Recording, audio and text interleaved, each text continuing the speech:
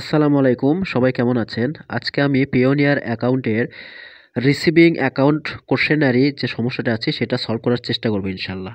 তো এটা তখনই আসে যখন আমরা পেওনিয়ারের অ্যাকাউন্ট নতুন খোলার পরে যখন আমরা একটা আমেরিকান ব্যাংক অ্যাকাউন্ট তৈরি করে নিতে চাই বা একটা আমেরিকান বা অন্য কোনো দেশের একটা অ্যাকাউন্টের জন্য যখন আমরা রিকোয়েস্ট সেন্ড করি, ঠিক আছে? তখন তারা এই জিনিসটা আপনাকে মানে ভেরিফাই করার জন্য পাঠাবে।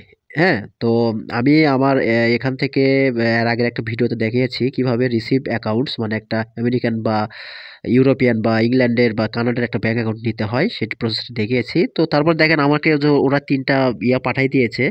ইউএসএ, ইউকে আর ইউরোপিয়ান ইউনিয়নের। তো তার মধ্যে সবগুলোতে প্রোভাইড ডকুমেন্টস দিতে হচ্ছে।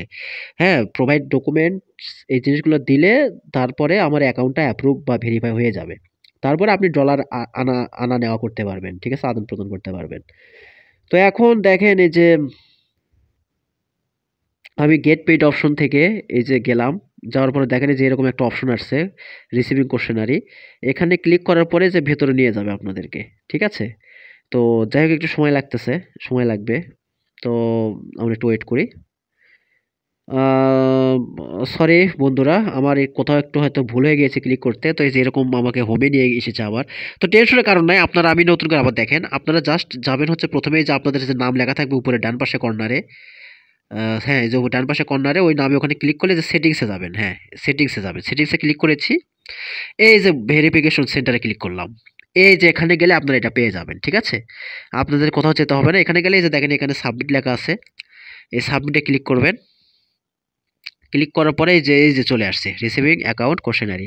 তো এখানে আমাদের ৫ টা অপশন দেখতেছে। আমরা ৫ টাতেই ক্লিক করব। মানে টিক চিহ্ন দিয়ে দিব।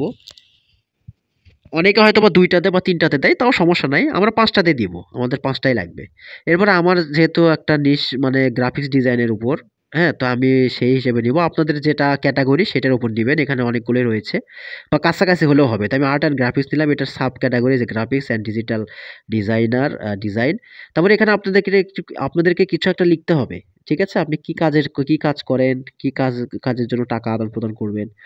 তো এখানে আপনি ব্রিফলি একটু ডিসক্রাইব করবেন। তো এটা আপনারা চাইলে ChatGPT থেকে নিতে পারেন। তো আমি ChatGPT থেকে নিব না। আমি আমার মতনই নিব। আমি জাস্ট আপনাদেরকে বোঝাচ্ছি।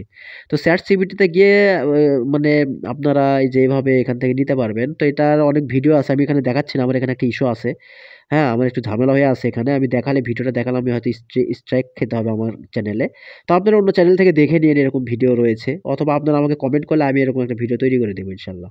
তো আমি আমার নিজের মতো নিজের জ্ঞান থেকেই বানিয়ে লিখবো। তো আপনার এখানে লেখার ক্ষেত্রে নিজ জ্ঞানে লিখলে বেশি ভালো হয়। সেক্ষেত্রে যদি গ্রামেটিক্যাল কোনো ভুলভাল থাকে তাও কোনো সমস্যা নাই। সেটাও ওরা বুঝে নিবে সঠিকটা।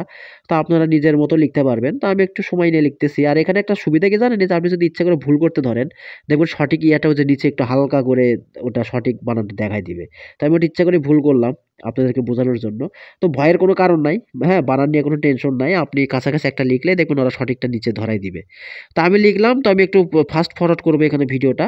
কারণ আমার একটু সময় লেগেছে। চিন্তা করে ভেবে চিন্তে লিখেছি আমি। তো আমি ভিডিওটা একটু ফাস্ট ফরওয়ার্ড করলাম।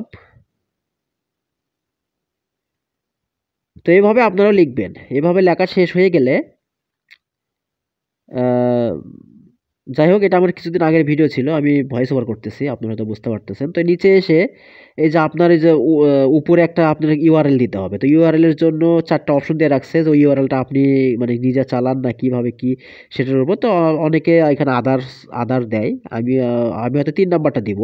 হ্যাঁ? আবার কেউ ১ নাম্বারও দেয়। তো দিলেই হলো ওটা কোনো ম্যাটার না। তো আপনি আপনার Facebook অ্যাকাউন্ট বা LinkedIn অ্যাকাউন্ট আমি রেফার করব LinkedIn অ্যাকাউন্টের দিতে। তো সেই LinkedIn অ্যাকাউন্টে যেয়ে দেখেন এখানে ৩ নম্বর অপশনে কিন্তু লিখে রাখছে যে আপনার ওই যে নাম, ঠিকানা, অ্যাড্রেস এগুলো, ইমেইল, ফোন নাম্বারগুলো যেন একই হয়। ঠিক আছে? ভুল হলে কিন্তু চলবে না। তো আপনারা চাইলে যে LinkedIn এ এসে LinkedIn এর টাকাও আবার নতুন করে মানে ভুলভাল দেওয়া থাকলে সেটা এই যে কনট্যাক্ট ইনফো থেকে আপনি ওটাকে এডিট করে নিতে পারবেন।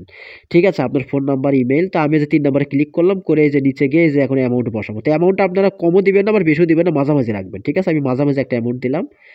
হ্যাঁ, তো আপনাদের অ্যাকাউন্ট করার সময় একটা অ্যামাউন্ট দেওয়া লাগছে। ওটাই দিতে হবে তা না। তো আমি এখানে নতুন একটা দিলাম। মাঝারি একটা মানে অ্যামাউন্ট বসাই দিলাম।